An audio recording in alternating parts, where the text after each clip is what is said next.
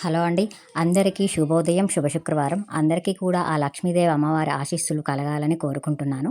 ఈరోజైతే అమ్మవారికి కొంచెం స్పెషల్‌గానైతే అలంకరణ చేద్దామనుకున్నాను. ఎందుకంటే ఈరోజు అమ్మ వాళ్ళ పెళ్లి రోజు. అమ్మ అయితే ప్రతిరోజు, ప్రతి క్షణం మా గురించే ఆలోచన, మా సేవే తన ఆనందంగా భావిస్తూ ఉంటుంది.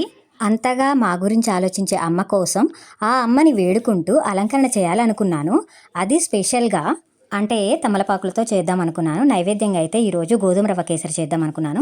లక్ష్మీదేవి అమ్మవారికి గోధుమలకు సంబంధించి ఏవి చేసినా ఎంతో ఇష్టమని తెలిసి నేను ఎక్కువగా గోధుమ రవ్వ కేసరి, గోధుమ పిండి హల్వా, గోధుమ పిండి లడ్డు, గోధుమ రవ్వ పాయసం అయితే చేస్తూ ఉంటాను. గోధుమలకు సంబంధించినవి. అయితే అమ్మవారికి అలంకరణ చూసిన తర్వాత ఒక అలంకరణ పాట అయితే నాకు ఊహలోకి వచ్చింది. అదైతే ఇప్పుడు పాడుతున్నాను. ఎలా ఉందో చెప్పండి.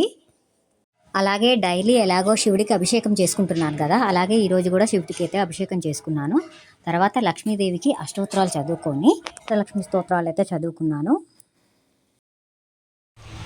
శ్రీలక్ష్మి తల్లికి తమలపాకుల అలంకరణ, మహాలక్ష్మి తల్లికి మల్లెపూల అలంకరణ, జగమేలే తల్లికి జాజి పూల అలంకరణ, సిరులిచ్చే తల్లికి చిరునవ్వు అలంకరణ, మముగన్న తల్లికి మందారం అలంకరణ, కనక మహాలక్ష్మికి కలువ పూల అలంకరణ, పారాణి పాదాలకు పచ్చ పసుపు అలంకరణ, నీలలోచనకిదే నల్ల పూసల అలంకరణ, శ్రీలక్ష్మి తల్లికి తమలపాకుల అలంకరణ, మహాలక్ష్మి తల్లికి మల్లెపూల